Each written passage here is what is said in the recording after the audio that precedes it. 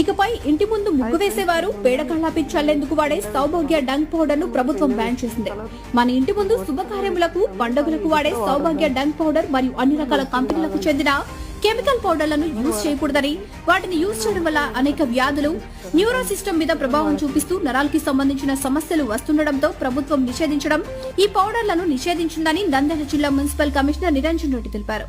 ఎక్కడైనా ఈ పౌడర్లను అమ్మితే చట్టపరంగా చర్యలు తీసుకుంటామని, ఈ పౌడర్ తయారీలో కలిపే కెమికల్స్ ప్రమాదకరమైనవని, కొందరు తెలియక చిన్న చైన వాటికి మనస్తాపానికి గురై వీటిని తాగి ప్రాణాలు కోల్పోతున్నారని, ప్రతి ఒక్కరూ దీన్ని గమనించి ఎవరు కూడా ఇటువంటి కెమికల్స్ పౌడర్స్ వాడవద్దని సూచించారు. ఎవరైనా విక్రయిస్తే వెంటనే చట్టపరంగా చర్యలు తీసుకుని దుకాణాన్ని సీజ్ చేయడం జరుగుతుందని తెలిపారు.